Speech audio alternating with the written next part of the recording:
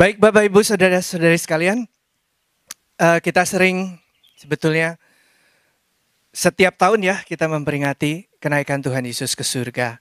Dan saya kira kita perlu pengertian yang cukup mendalam karena ini adalah salah satu dari 7 topik di dalam Kristologi atau ajaran tentang Kristus. Next.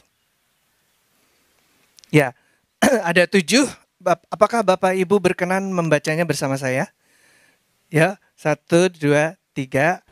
Kelahiran, kehidupan, kesengsaraan, kematian, kebangkitan, kenaikan, dan kedatangan kembali. 7 topik ya, sempurna ya. Dan kita hari ini akan berbicara mengenai kenaikan Tuhan Yesus ke surga. Ada yang agak nyinyir dan bertanya, kenapa Tuhan Yesus harus naik gitu ya, terus melewati awan-awan. Kalau zaman sekarang mungkin ketemu satelit di sana gitu. Jadi kan mereka agak nyinyir gitu ya tentang doktrin itu. Tapi kita harus paham, nanti kita pelan-pelan memahami bahwa ada latar belakang kenapa Tuhan Yesus harus naik ke surga dengan cara yang seperti itu. Bisa saja dia menghilang begitu saja ya. Tapi orang akan berpikir, ini nanti muncul di mana? Di tempat lain gitu ya. Enggak. Tapi dia harus naik dengan cara yang spektakuler seperti itu. Menembus awan-awan ya. Dan semua yang Tuhan Yesus kerjakan itu sudah direncanakan. Tidak ada yang sembarangan, tidak ada yang kebetulan, tidak ada yang ya mungkin detik terakhir baru kepikir, enggak ya. Contohnya ketika Tuhan Yesus diarak-arak masuk ke Yerusalem, itu udah direncanain duluan kan. Kan dia bilang kepada 2 muridnya untuk pergi ke satu tempat mengambil keledai muda di sana. Berarti udah siap gitu ya. Lalu masuk diarak-arakan buat apa? Untuk menunjukkan bahwa dia adalah Mesias yang dijanjikan itu. Karena sudah dinubuatkan di kitab Zakaria bahwa Sang Mesias akan datang ke Yerusalem dengan mengendarai keledai muda. Jadi itu harus digenapi. Ketika Tuhan Yesus berseru di kayu salib, aku haus. Itu bukan sekedar seruan karena memang dalam keadaan dehidrasi yang luar biasa. Tetapi oleh penulis Injil dikatakan bahwa dia menyerukan itu untuk menggenapi Mazmur 22. Salah satu ayat dari Mazmur 22. Jadi tidak ada yang kebetulan. Next. Baru pengantar ya Bapak Ibu, kita belum baca ayat. Nah ini yang bagi saya luar biasa ajaibnya. Dari lebih dari 190 negara di dunia ini, ada 19 negara, berarti hanya 10%, yang hari kenaikan Tuhan adalah hari libur nasional, termasuk Indonesia. Tapi uniknya, 18 negara yang lain itu, mayoritas Kristen, di atas 60%. Saya cek satu-satu, Bapak Ibu. Hanya Indonesia yang bukan mayoritas Kristen. Jadi ini mengherankan. Kalau negaranya mayoritas Kristen, memperingati kenaikan Tuhan Yesus secara nasional, it's okay ya.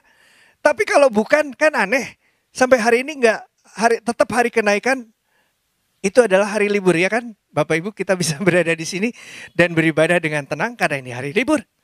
Nah, lalu ada sesuatu lagi yang istimewa. Yang usianya di atas 30 tahun barangkali ingat. Tahun 1998, pada hari Kamis, jam 8 pagi, saya waktu itu beribadah di GKI Injil Kerajaan yang di Permata Hijau itu, kompleks perumahan Hasanuddin itu. Dan ibadah jam 7 pagi, pembicaranya masih ingat sampai sekarang John Dawson. John Dawson dari Amerika, sementara Indonesia huru-hara, semua orang mau kabur dari Indonesia, malah dia datang ke Indonesia sendirian, di pesawat cuma 2-3 orang lain katanya. Ya, dia khotbah, hal pertama yang dia katakan adalah hari ini akan terjadi sesuatu yang dahsyat di Indonesia. Selesai ibadah kami nonton televisi dan melihat video yang berikut ini. Potongannya bisa? Saya memutuskan untuk menyatakan berhenti dari jabatan saya sebagai Presiden Republik Indonesia terhitung sejak saya bacakan pernyataan ini pada hari ini, Kamis 21 Mei 1998. Bapak Ibu, pada hari Kamis itu, semua orang di Indonesia yang Kristen memperingati hari kenaikan Tuhan Yesus ke surga. Dan tiran yang sudah 31 tahun berkuasa lengser ke Prabon. Apakah itu kebetulan? I don't think so. Kalau fakta ini tidak merupakan keajaiban yang menunjukkan betapa Tuhan sayang kepada bangsa kita Indonesia, saya tidak tahu mau menunjukkan keajaiban apa lagi kepada Anda. Ini dicatat dalam sejarah dunia ya.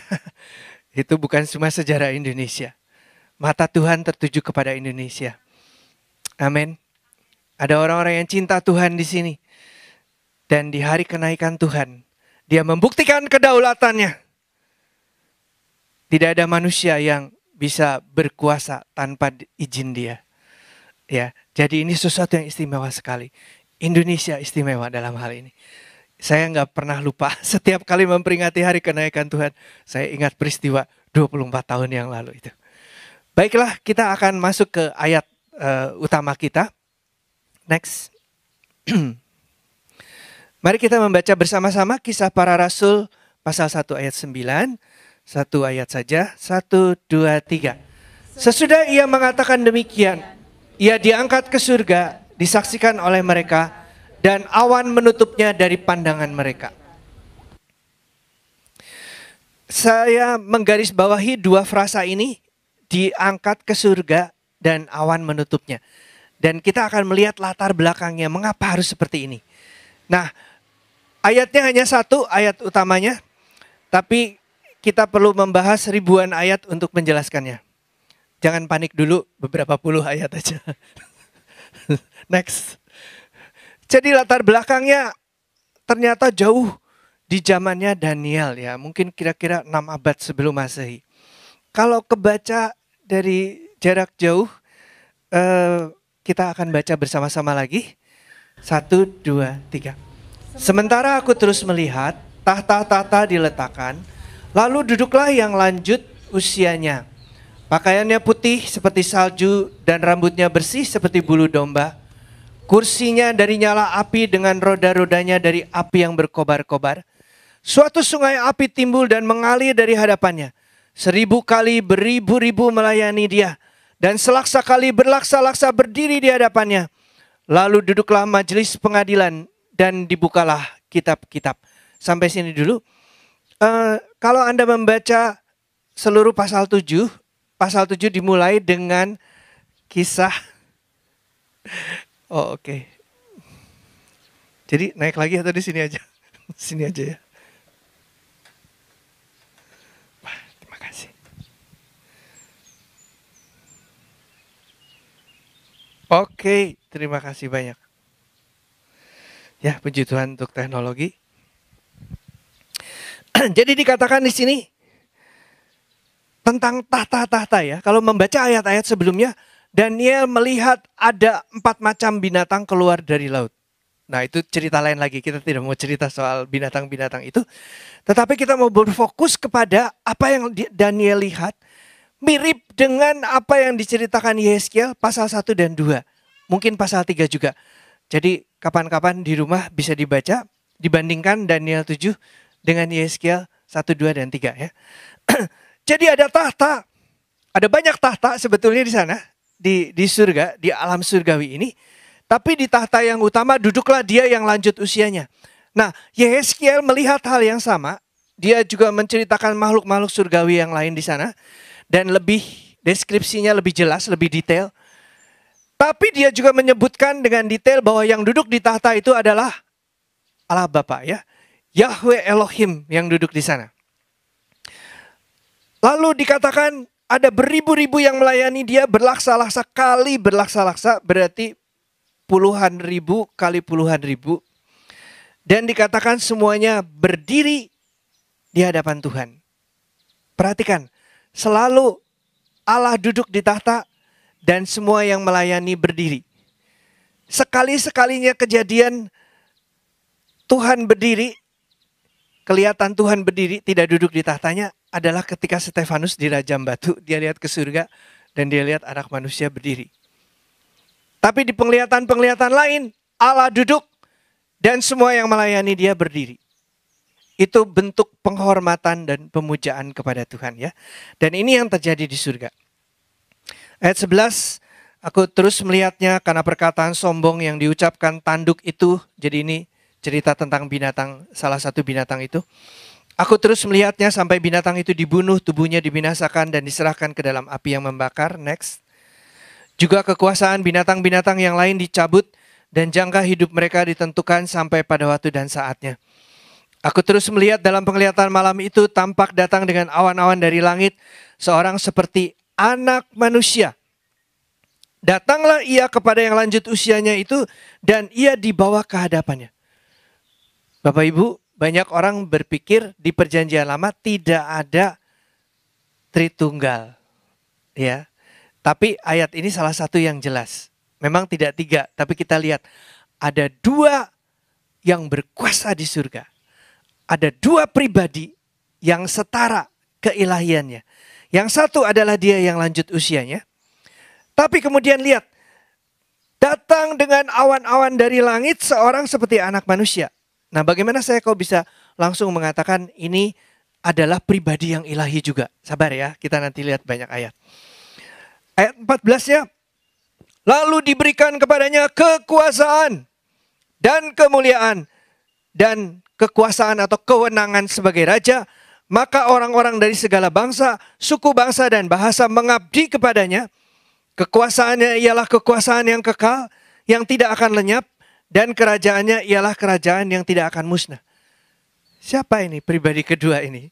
Dia diberi kekuasaan yang kekal. Dan segala bangsa menyembah dia, beribadah kepadanya. Loh, yang boleh diperlakukan seperti itu kan hanya Allah. Tapi kan Allahnya duduk di tahta. Nah, karena kita sudah ngerti Tritunggal, kita ngerti. Zaman dulu orang Yahudi membaca ini agak bingung. Tapi mereka bilang, di zaman sebelum Yesus, itu orang Yahudi mengerti ada 2 kuasa di surga. Ada 2 Yahweh di surga. Gitu. Tapi abad kedua sesudah Masehi, karena rupanya orang Kristen menggunakan pengertian atau doktrin 2 Yahweh di surga itu untuk membela tentang keilahian Yesus Kristus, maka ajaran tentang 2 Yahweh di surga dilarang. Gak boleh lagi diajarkan. Gitu ya. Itu abad kedua begitu. Tetapi sebelumnya, orang-orang Ibrani membaca teks-teks ini dan beberapa teks lain mengerti bahwa ada 2 kuasa di surga. Dan itu salah satu rabi yang menulis di zaman modern ini namanya Alan Segal. Judul bukunya Two Powers in Heaven. Gitu. Dia yang cerita ini tentang larangan ajaran Two Powers in Heaven itu. Ya, jadi next kita perhatikan kata atau frasa yang di garis bawahi merah itu, datang dengan awan-awan dan seorang seperti Anak Manusia.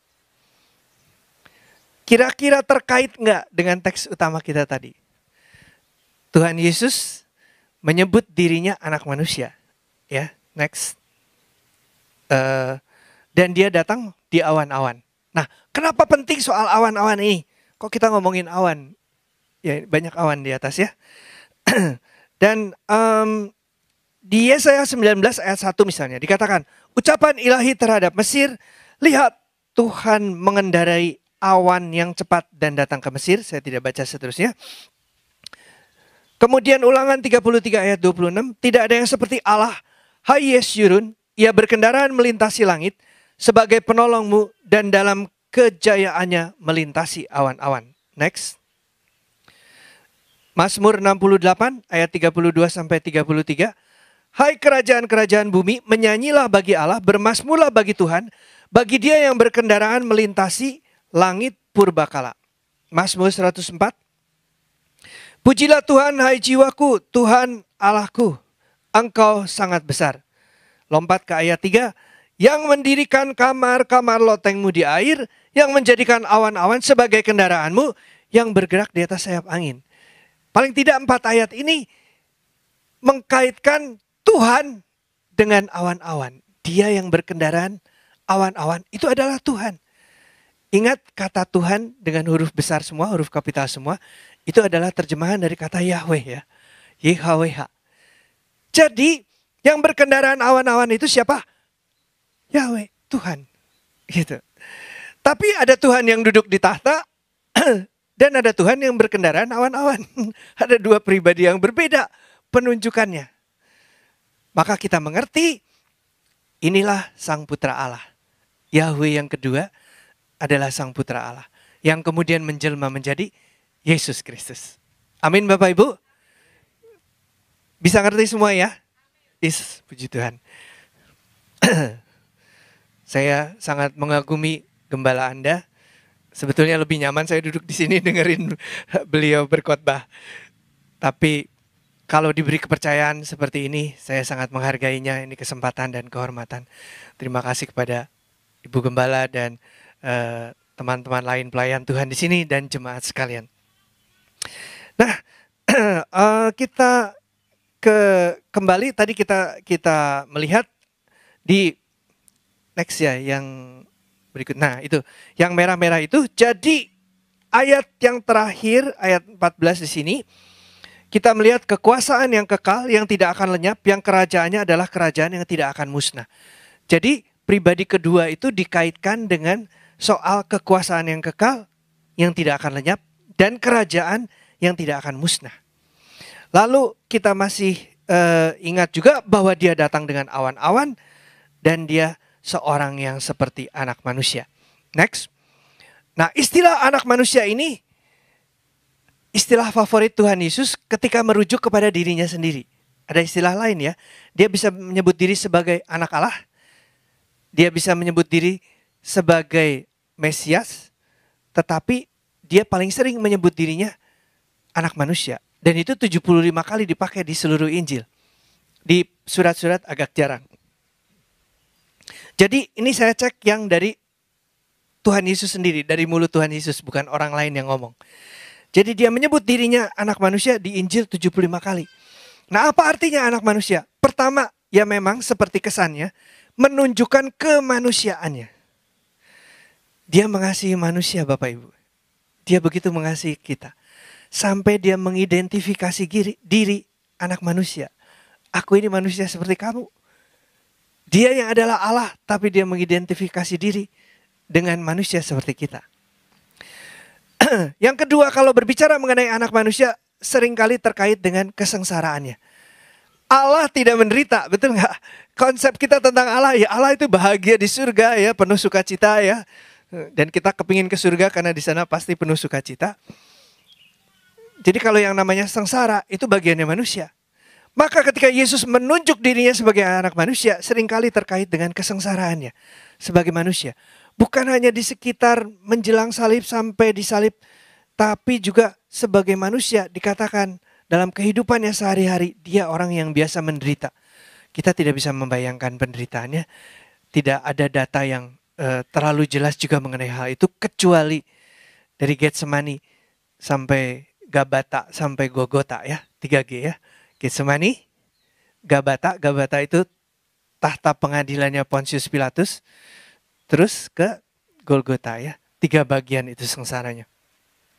Lalu ketika dia menyebut diri anak manusia, terkait dengan kedatangannya kembali. Dan yang terakhir adalah keilahiannya. Kita akan melihat satu contoh ayat saja. Nextnya. Jadi anak manusia di sini menunjukkan keilahian, kedatangan kembali dan kesengsaraannya. Mari baca bersama-sama. 2, 3. Sebab sama seperti kilat memancar dari ujung langit yang satu ke ujung langit yang lain, demikian pula lah kelak halnya anak manusia pada hari kedatangannya. Tetapi ia harus menanggung banyak penderitaan dahulu dan ditolak oleh orang-orang zaman ini. Kalau saya sih ngertinya seperti kilat memancar dari ujung langit yang satu ke ujung yang langit yang lain. Zaman dulu orang nggak ngerti bumi itu bulat. Sekarang kita ngerti. Jadi kalau Tuhan Yesus harus kedatangannya kelihatan oleh seluruh bumi, maka dia harus bergerak secepat cahaya sehingga di seluruh bumi kelihatan ya. Kira-kira begitu itu tafsiran saya tapi ya. Nah, jadi ini menunjukkan keilahiannya. Manusia tidak mungkin berbuat seperti itu. Lalu dia sekali lagi menyebut diri anak manusia dan mengkaitkan di sini dengan hari kedatangannya, ya. Tetapi juga dia berbicara mengenai bagaimana dia akan menanggung banyak penderitaan. Jadi 3 hal sekaligus di dalam 2 ayat ini, keilahian, kedatangan kembali, dan kesengsaraan Tuhan. Ya, seperti yang saya katakan tadi. Next, nah ini adalah ayat yang paling istimewa yang berkenaan dengan Tuhan Yesus dalam hal penyebutannya kepada dirinya sendiri sebagai anak manusia. Kalimat saya panjang sekali. Jadi istilah anak manusia itu dipakai oleh Tuhan Yesus seringkali. Nah, di dalam Injil Matius pasal 26 ayat 57 sampai 67 ini signifikan sekali dengan studi kita tentang hal kenaikan. Saya akan bacakan bagi Anda. Ayat 57. Sesudah mereka menangkap Yesus, mereka membawanya menghadap Kayafas, imam besar. Di situ telah berkumpul ahli-ahli Taurat dan tua-tua. Dan Petrus mengikuti dia dari jauh sampai ke halaman imam besar. Dan setelah masuk ke dalam, ia duduk di antara pengawal-pengawal untuk melihat bagaimana akhir semuanya ini. Imam-imam kepala dan para anggota mahkamah agama lainnya mencari kesaksian palsu melawan Yesus supaya ia dapat dihukum mati.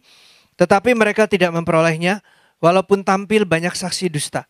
Tetapi akhirnya tampillah 2 orang yang mengatakan, orang ini berkata, aku dapat meruntuhkan bait Allah dan membangunnya kembali dalam 3 hari.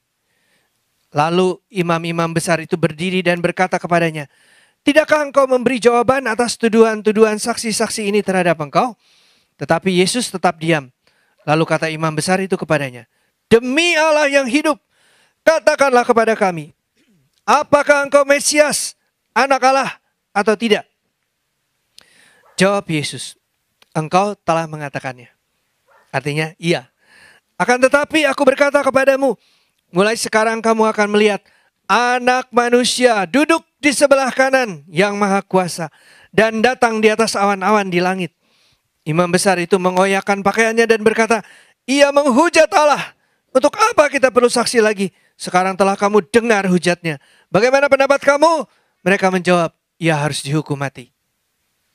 Ya, jadi ketika Yesus mengiyakan bahwa ia adalah anak Allah dan ia adalah Mesias, lalu ditambahi dengan pernyataan ini, engkau akan melihat Anak Manusia duduk di sebelah kanan Allah yang Maha Kuasa dan datang di atas awan-awan di langit. Imam besar langsung ngerti. Apa tadi doktrin apa? 2 Yahweh di surga. Yesus sedang mengatakan, aku yang ada di dalam penglihatan Daniel itu. Aku yang berkendaraan di atas awan-awan itu dan menjumpai yang lanjut usia. Maka imam besar langsung mengoyakkan pakaiannya. Imam besar itu tidak boleh mengoyakkan pakaian. Pakaian itu adalah martabat dia sebagai imam besar ya. Pakaian itu didesainnya oleh Tuhan sendiri loh. Tuhan yang kasih tahu nanti bentuknya kayak gini, harus ada ininya, bahannya apa. Itu teliti sekali di kitab Keluaran itu disebutkan tentang pakaian imam besar. Jadi kalau dia mengoyakkannya itu sesuatu yang apa ya, sebetulnya nggak masuk akal gitu kok imam besar melakukan hal yang seperti itu. Yesus sedang mengakui dengan sangat jelas bahwa dia adalah Yahweh. Bahwa dia adalah Allah. Dan memang dia adalah pribadi kedua Tritunggal. Maka itulah imam besar sampai bereaksi seperti itu. Dan orang-orang bereaksi, dia harus mati. Karena dia menghujat Allah. Mereka kan gak ngerti pada waktu itu bahwa Yesus memang adalah Allah. Maka dalam pikiran mereka, ini manusia biasa. Ternyata bisa dibelenggu, bisa disiksa, bisa ditangkap di Getsemani. Dan tidak ada murid-muridnya yang membela dia lagi gitu. Maka kelihatan di hadapan imam besar dan orang-orang, ini manusia biasa. Kenapa dia mengaku sebagai Allah? Apalagi mengaku sebagai Yahweh yang akan dimuliakan di dalam penglihatan Daniel itu. Mereka hafal loh kitab-kitab ini kan jelas ya. Apalagi ini imam besar dan imam-imam dan tua-tua. Jadi mereka tahu persis bahwa Yesus mengakui dirinya sebagai Allah. Sebetulnya pengakuan Yesus tentang keilahian dirinya itu di Alkitab banyak. Hanya kadang-kadang orang bilang, mana itu Yesus tidak pernah mengaku dirinya sebagai Allah. Banyak ya.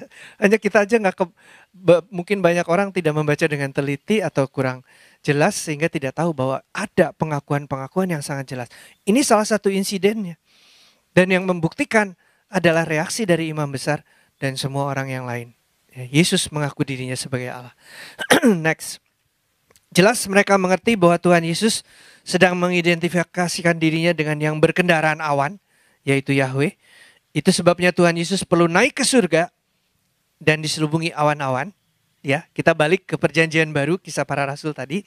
Kenapa Yesus harus naik gitu di hadapan para rasul dan murid-murid lain, ada 500 orang paling tidak. Naik gitu ke atas, lalu menembus awan, lalu gak kelihatan. Kalau itu terjadi, kalau kita yang jadi murid-murid di zaman itu, kira-kira dalam benak kita apa? Setelah mengerti Daniel, dalam benak kita apa? Dialah yang berkendaraan awan-awan, dia sedang mengendarai awan-awan ke surga, kemana? Ke hadapan tahta Bapa. Persis seperti di dalam kitab Daniel, dia datang ke tahta Bapa dan berkata, Bapa, tugasku sudah selesai. Misi kita selesai. Penebusan umat manusia selesai. Tidak ada lagi hutang dosa. Kata Bapa, yes. Dan aku sudah memakukan surat tagihan hutang dosa itu disalib. Amin. Dampaknya langsung buat kita semua ya, Bapak Ibu ya. Segala dosa kita telah dihapuskan. Dan itu semacam inaugurasi, semacam penahbisan atau pelantikan dia sebagai yang sudah selesai mengerjakan misi penebusannya di dunia. Ya, jadi kenaikan ke surga itu penting untuk memastikan murid-murid tahu sekarang, oh dia sedang menghadap Bapanya. Dialah Yahweh yang disebutkan Daniel itu. Dialah yang berkendaraan awan-awan itu. Kelihatan awan, ketutupan oleh awan. Karena dia ke sana gitu ya. Jadi ini bukan soal surganya di mana, itu kenapa harus naik ke atas gitu. Kalau kita bilang ini di atas, orang yang di Amerika bilang ini di bawah. Ya kan mereka di bagian bawahnya bumi sebelah sana gitu. Tapi untuk pengertian orang di zaman itu, ini jelas sekali. Nah, next. Kita lihat satu ayat lain. Bagaimana penulis Alkitab lainnya, penulis perjanjian baru, penulis Ibrani dalam hal ini, mengatakan mengenai Yesus. Ya, boleh kita baca bersama? 2, 3. Jadi, karena kita sekarang mempunyai imam besar agung yang telah melintasi semua langit, tus Uranus, yaitu Yesus, anak Allah, baiklah kita berpegang teguh pada pengakuan iman kita. Next. Nah, tadi dikatakan semua langit ya. Boleh balik lagi sebentar aja. Kita lihat yang di garis bawah itu, semua langit.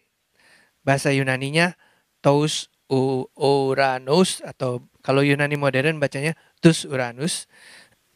Nah, ini berkenaan dengan konsep jagat raya zaman itu. Jangan dibayangkan dengan yang zaman sekarang ya. Kalau zaman itu kan nggak ada teleskop Hubble itu yang belum ada perjalanan ke bulan, apalagi ke Mars gitu. Aku rasa satu ketika kalau ada perjalanan ke Mars harus ada yang ke sana menginjili orang di Mars ya. Ya, penginjilan kita kan seluruh alam semesta, bukan cuma dunia ya. Nah, konsep jagat raya dalam pengertian masyarakat Ibrani dan bangsa Timur Tengah kuno di zaman itu, dan tentu saja para penulis harus menulis berdasarkan worldview ini. Itu ada bumi, ya, Earth, itu ada bumi di situ, di tengah-tengah. Kemudian di kiri kanannya ada fondasi. Nah, ini yang lebih jelas. Ada yang namanya fondasi dari langit, gitu. Terus di atasnya tuh kubah ya, lengkungan itu maksudnya kubah. Ada cakrawala, yang hitam itu cakrawala. Lalu ada air yang di atas cakrawala dan air yang di bawah cakrawala. Juga ada air lagi yang di bawah sekali, di bawahnya bumi. Nah, di bawah bumi tadi ada Sheol, itu dunia orang mati, gambarannya begitu. Nah, ketika orang Yahudi menyebut langit atau Shamayim, itu ada 3 kemungkinan. Satu adalah atmosfer, tempat di mana ada awan dan hujan dan guntur. Yang kedua adalah tempatnya bulan, bintang, matahari, dan benda-benda langit. Itu yang kita sebut alam raya, jagat raya, atau alam semesta. Itu mereka menyebutnya Shamayim juga, atau Uranos itu ya. Yaitu pokoknya langit, surga itu nggak dibedain. 3-tiganya istilahnya sama. Jadi bisa satu atmosfer, di mana ada awan-awan, di mana kita bisa terbang dengan pesawat, dan burung-burung beterbangan begitu. Tapi kemudian ada benda-benda langit. Nah, itu kan mereka ngertinya yaitu seperti kubah aja begitu, nempel-nempel di situ ya. Seperti kalau kita ke planetarium gitu. Bayangannya begitu. Tetapi surga yang ketiga adalah surganya surga, heaven of heavens. Di situ digambarkan ada awan-awan juga dan Allah bertata di sana. Nah, itu bayangan tentang alam semesta ini, kosmologinya orang Ibrani kuno, orang Timur Tengah kuno kayak begitu. Jadi ketika Paulus berkata, aku dibawa ke langit tingkat ketiga, itu tuh bukan surganya tingkat-tingkat, Bapak Ibu. Dia sedang berkata, aku bukan dibawa ke atmosfer, aku bukan dibawa ke tempatnya bintang-bintang, aku sedang dibawa ke alam surgawi. Ya, ke alam yang supranatural itu, tempat di mana ada Allah, di mana malaikat-malaikat ada. Itu yang dikatakan Paulus. Jadi bukan, surga itu ada yang bilang 3 tingkat, ada yang bilang 7 tingkat. Yang mana yang benar? Gak tahu saya juga apakah betul ada tingkat-tingkat. Tetapi kalau dalam pengertian orang zaman itu, maksudnya adalah langit ketiga itu ya surga. Begitu, bukan tingkat keberapa dari surga, bukan. Ya. Jadi sederhananya begitu. Nah, ini pengertiannya kita harus kembalikan ke zaman dulu. Coba kita melihat balik sekarang ke peristiwa itu. Tapi yang diceritakan oleh Lukas ya, next. Lukas 24 ayat 50 sampai 53. Lalu Yesus membawa mereka keluar kota sampai dekat Betania. Di situ ia mengangkat tangannya dan memberkati mereka. Ketika ia sedang memberkati mereka, ia berpisah dari mereka dan terangkat ke surga. Mereka sujud menyembah dia, lalu pulang ke Yerusalem dengan sangat bersukacita. Mereka senantiasa berada di dalam bait Allah dan memuliakan Allah. Mengapa ketika mereka melihat Yesus terangkat ke surga, berpisah dari mereka, bye-bye, goodbye gitu. Kita mungkin melihat perpisahan-perpisahan yang penuh dengan air mata. Tapi ini enggak. Yesus bilang bye-bye gitu dan mereka pulang dengan gembira. Kenapa? Ya satu tadi, mereka tahu. Inilah tandanya bahwa Yesus benar-benar Mesias. Inilah tandanya bahwa penebusan kita sudah sempurna. Inilah tandanya bahwa Yesus sedang dimuliakan dan menghadap Allah Bapanya di surga. Dan kalau begitu, sebentar lagi janji Bapa akan digenapi. Roh Kudus akan dicurahkan kepada kita. Ya, itu sebabnya mereka pulang dengan sangat bersukacita dan memuliakan Allah. Tetapi Bapak Ibu, ada hal lain yang menggembirakan. Terjadi di hari Pantekosta sebetulnya. Tapi saya mundur dulu. Sedikit sebelum peristiwa Yesus terangkat itu. Yaitu Kisah Para Rasul 1 ayat 6 sampai 8.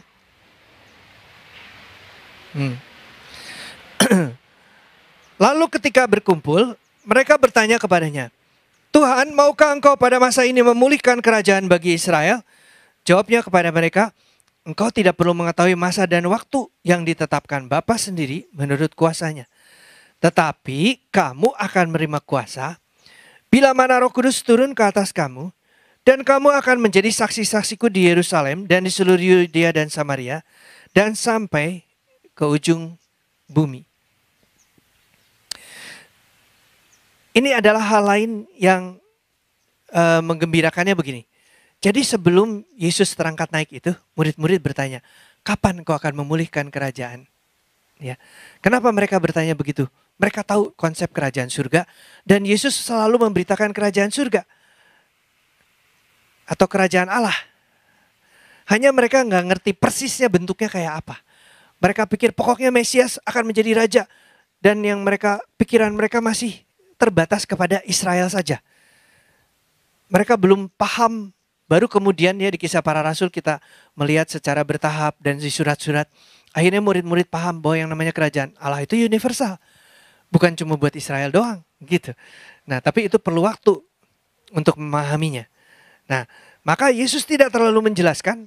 Hanya engkau tidak perlu tahu waktunya. Tapi nanti ketika Roh Kudus turun, kamu menerima kuasa, kamu baru ngerti. Itulah kerajaan Allah sudah diinaugurasikan di atas muka bumi ini. Karena mereka sudah mulai memfungsikan kuasa kerajaan itu. Kita kembali ke Daniel 7, next slide. Maka aku Daniel terharu karena hal itu, dan penglihatan-penglihatan yang kulihat itu menggelisahkan aku. Ayat 16. Lalu kudekati salah seorang dari mereka yang berdiri di sana, dan kuminta penjelasan tentang semuanya itu, maka berkatalah ia kepadaku, dan diberitahukannya lah kepadaku, binatang-binatang besar yang 4 ekor itu ialah 4 raja yang akan muncul dari dalam bumi. Sesudah itu orang-orang kudus milik yang maha tinggi akan menerima pemerintahan, dan mereka akan memegang pemerintahan itu sampai selama-lamanya, bahkan kekal selama-lamanya. Ketika mereka ingat akan penglihatan Daniel, mereka juga ingat detail selanjutnya. Bahwa bukan hanya dia yang duduk di tahta, tapi ada banyak tahta-tahta. Dan bahwa ada orang-orang kudus milik yang maha tinggi yang akan menerima pemerintahan, akan memegang pemerintahan itu sampai selamanya, bahkan kekal selama-lamanya. Siapa ini? Orang-orang kudus milik yang maha tinggi. Next slide. Mereka ingat janji Tuhan Yesus. Matius 19 ayat 28. Kata Yesus kepada mereka, sesungguhnya aku berkata kepadamu, pada waktu penciptaan kembali, apabila anak manusia bersemayam di tahta kemuliaannya, kamu yang telah mengikuti aku akan duduk juga di atas 12 tahta untuk menghakimi ke-12 suku Israel. Ngerti Bapak Ibu? Mereka ngerti bahwa ketika Yesus bersemayam di surga di tahtanya, Yesus terangkat naik, dia bersemayam di surga di tahtanya. Sampai sekarang belum pernah diceritain Tuhan turun lagi loh ya. Tuhan Yesus di surga ya. Kalau kita merasakan hadirat Tuhan Yesus, ya itu mungkin hadirat Roh Kudus ya, karena Roh Kudus yang dicurahkan kepada kita di sini. Nah, dikatakan mereka akan duduk di 12 tahta juga. Inilah orang-orang kudus milik yang maha tinggi. Ya, cuma 12 kita nggak kebagian dong ya. Tahtanya cuma 12, betul nggak sih? Gitu. Mestinya enggak, karena banyak. Tapi kita lihat dulu apa yang terjadi pada hari Pentakosta. Mereka ingat, next, Lukas 24 ayat 49. Yesus berkata, lihat, aku akan mengirim kepadamu apa yang dijanjikan Bapakku. Tetapi kamu harus tinggal di dalam kota ini, sampai kamu diperlengkapi dengan kekuasaan dari tempat tinggi. Jadi, apa yang dijanjikan Bapak, termasuk duduk di tahta, di tahta-tahta itu, yang memerintahnya di alam surgawi ya, nggak kelihatan di dunia ada kursi-kursi gitu terus mereka bertahta, enggak. Tetapi ini di alam supranatural, masing-masing memiliki tahtanya. Mereka bersemayam bersama dengan Tuhan Yesus, dan mereka memiliki kuasa dan pemerintahan dan wewenang surgawi di sana. Ya. Dikatakan kamu akan diperlengkapi dengan kekuasaan dari tempat maha tinggi. Wewenang dari tempat maha tinggi. Nah, berikutnya mereka juga mengerti pada hari itu ketika Roh Kudus dicurahkan, mereka ingat bahwa sehingga Petrus berkhotbah dan berkata, sesudah ia Yesus Kristus ditinggikan oleh tangan kanan Allah dan menerima dari Bapa Roh Kudus yang dijanjikan itu, maka dicurahkannya Roh itu seperti yang kamu lihat dan dengar di sini. Itu berarti ketika Roh Kudus turun pada hari Pentakosta, Kisah Rasul pasal 2 ayat 1-4, seperti suara angin keras memenuhi ruangan dan mereka berbahasa dengan bahasa-bahasa yang baru. Roh Kudus dicurahkan, mereka ngerti Yesus sudah ditinggikan, sudah dimuliakan. Itu kepastian yang terakhir. Ya, yang finalnya. Roh Kudus dicurahkan, berarti Yesus sudah sampai di surga. Nah, dulu saya tuh bertanya-tanya, kenapa ya harus tunggu 10 hari? Kan Yesus naik, kita merayakan kenaikan Yesus nanti 10 hari lagi baru merayakan Pentakosta, benar nggak? Berarti 10 hari ya? Saya pikir liftnya mungkin agak pelan. 5 hari baru sampai di surga. Terus Roh Kudus turun, tunggu 5 hari dulu. Naik lift turun, baru nyampe di sini. Baru nyampe di bumi. Benar nggak sih kayak gitu? Enggak lah ya. Dalam sekian detik sudah bisa sampai di surga. Roh Kudus juga begitu. Tidak dibatasi oleh ruang dan waktu. Kenapa 10 hari? Ada timingnya Bapak. Ya, kamu tidak perlu tahu kapan waktunya. Tapi pada hari itu, kamu akan dipenuhi oleh Roh Kudus. Jadi 10 harinya bukan batas atau apa. Nah, saya nggak tahu, mungkin Abunda bisa tahu. Oh, ini 10 hari itu maksudnya begini. Saya sendiri belum tahu. Tapi yang pasti tidak terlalu lama dari apa yang dijanjikan oleh Tuhan Yesus kemudian terjadi dan menjadi kepastian bagi para murid. Nah, berikutnya. Di hari Pantekosta mereka juga mengerti bahwa Tuhan Yesus telah tiba di surga di hadapan Bapanya dan meminta Roh Kudus yang diutus Bapa kepada mereka, dan Roh Kudus dianugerahkan. Duduk di sebelah kanan di tahta itu adalah gambaran dunia kuno mengenai wewenang yang setara, tapi bukan berarti melampaui. Jadi kalau raja-raja Romawi itu, kaisar Romawi, kemudian mengutus seorang jenderal mengalahkan suatu negara. Negara itu dikalahkan, jenderalnya pulang. Dia akan diarak-arak di sepanjang jalan di kota Roma. Dan dia akan pergi ke kuil dewa-dewi di sana mempersembahkan korban. Sambil diiringi oleh tawanan-tawanannya. Lalu dia dibawa masuk ke istana kaisar. Dan untuk sekian waktu duduk di sebelah kanannya kaisar. Itu posisi paling tinggi yang bisa dicapai. Tapi tentu saja dia tidak berarti bisa menggulingkan kaisar, enggak ya. Dia tidak lebih tinggi dari kaisar. Dan hanya sejenak waktu di situ. Nah, ini gambarannya. Duduk di sebelah kanan Allah. Disetarakan, dimuliakan setinggi-tingginya. Ya. Bahwa segala kekuasaan dan kemuliaan serta kewenangan sebagai raja telah dikaruniakan kepada Tuhan Yesus. Jadi itu gambarannya. Kemudian mereka juga mengerti, nextnya, bahwa di dalam Kristus Yesus, Ia telah membangkitkan kita juga dan memberikan tempat bersama-sama dengan Dia di alam surgawi. Di sini Bapak Ibu, kita bisa bergembira bersama dengan rasul-rasul. Karena kenyataan ini. Baca yuk ayatnya. Yang di antara tanda kutip itu, 1, 2, 3. Di dalam Kristus Yesus, Ia telah membangkitkan kita juga dan memberikan tempat bersama-sama dengan Dia di alam surgawi. Di mana saudara ada saat ini? Ya, di gereja JKI G2CC, betul.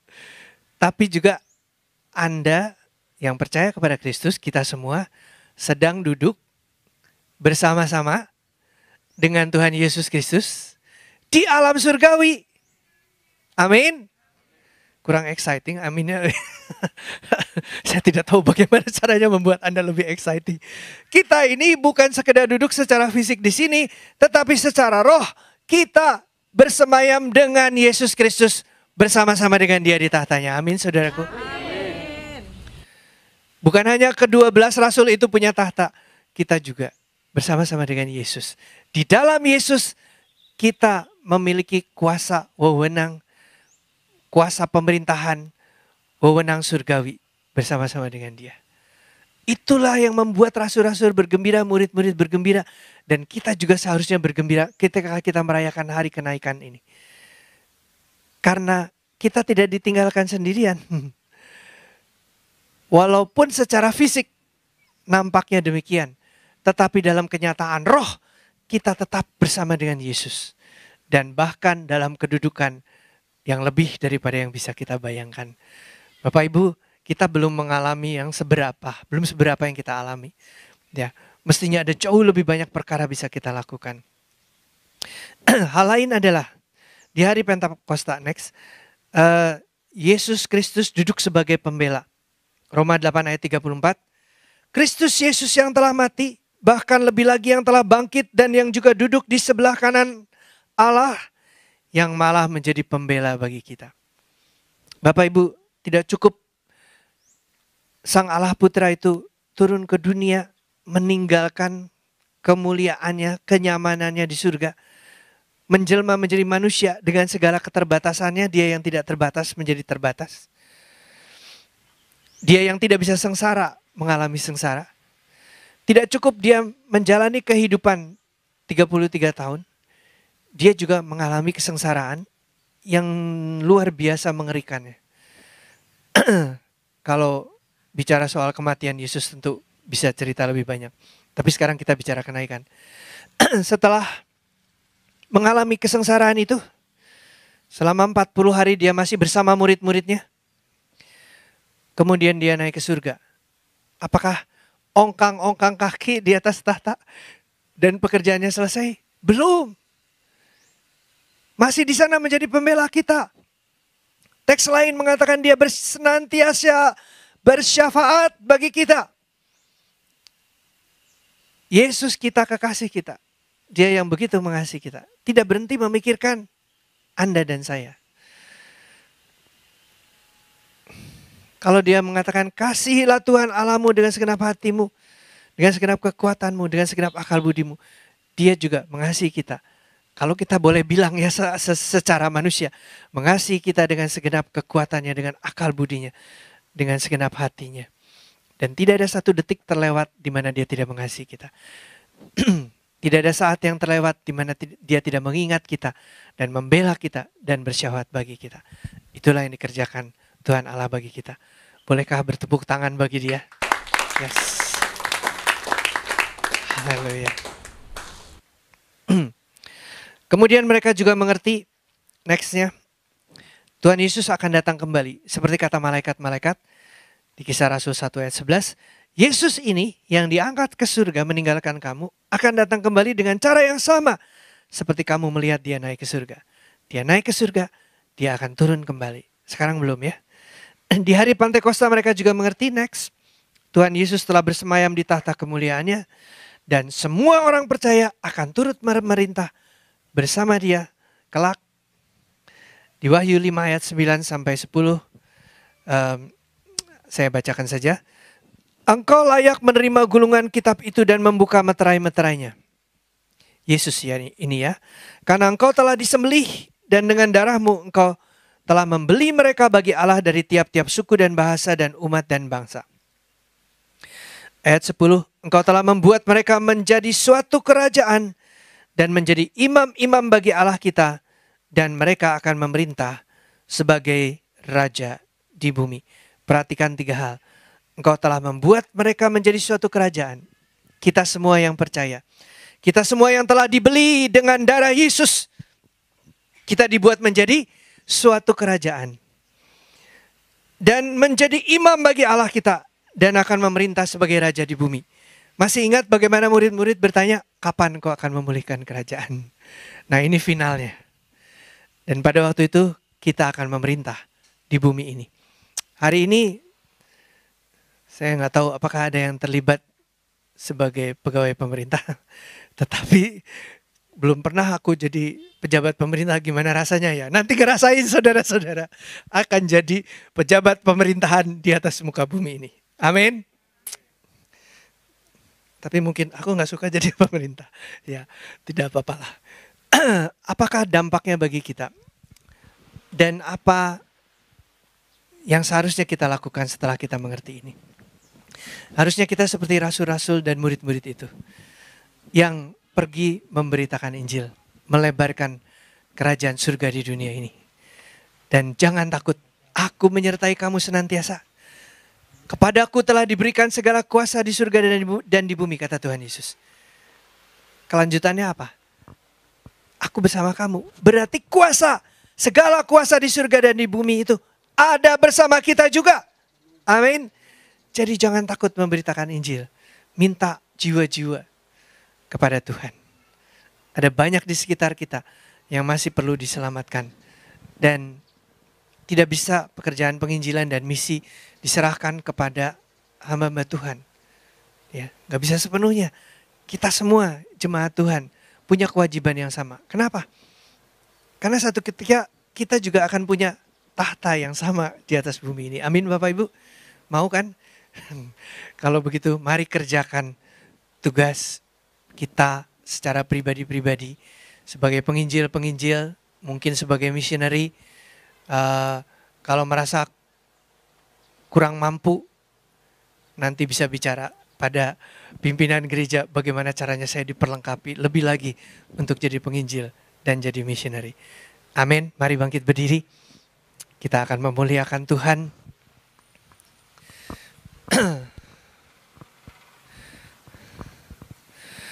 Mari mengangkat tangan ke surga dan kita mohon untuk sama seperti Roh Kudus turun ke atas para rasul dan murid-murid lainnya dan memperlengkapi mereka untuk melakukan tugas pemberitaan Injil. Biarlah kita juga diperlengkapi dengan cara yang sama. Dan biarlah iman kita berkobar-kobar, biarlah firman Tuhan ini mengubah kita semuanya. Karena kita mengerti bahwa surga dan bumi itu dekat sebetulnya ya. Alam surga itu paralel dengan alam bumi ini. Ketika kita duduk, ketika kita berdiri di sini, di lokasi geografis ini, di lokasi surgawi, kita juga punya kedudukan. Jangan pernah lupa itu. Ketika kita berkata-kata, perkataan kita adalah perkataan manusia, tetapi juga perkataan Tuhan yang penuh dengan kuasa untuk bisa mengubah dunia ini. Amin. Mari kita berharap kepada Tuhan dan minta kepadanya. Bapa Surgawi, hamba-Mu sudah selesai berbicara. Segala kebenaran ilahi yang begitu banyak, yang begitu dalam buat kami. Tolong kami mengerti lebih banyak dan tolong kami beriman lebih kuat lagi ya Tuhan. Dan biarlah Engkau mencurahkan kepada kami semua yang ada di sini dan yang akan mendengarkan atau menonton kelak melalui rekamannya. Biarlah Roh Kudus tercurah atas kami, sama seperti kepada para rasul dan para murid itu. Biarlah kami diperlengkapi dengan kuasa dari tempat maha tinggi. Biarlah kami menjadi saksi-saksi-Mu dimanapun Engkau tempatkan kami. Berilah kami keberanian, bahkan untuk menjadi martir sekalipun, untuk tetap memberitakan Injil dan melakukan pekerjaan Tuhan. Karena kami telah Kau jadikan imam-imam dan Kau jadikan kerajaan, dan kami akan memerintah bersama-Mu di bumi. Terima kasih Tuhan Yesus untuk pengharapan yang penuh dengan berkat ini. Leteraikanlah sabda-Mu di dalam hati kami semuanya. Dalam nama Tuhan Yesus kami berdoa. Amin. Persilakan duduk.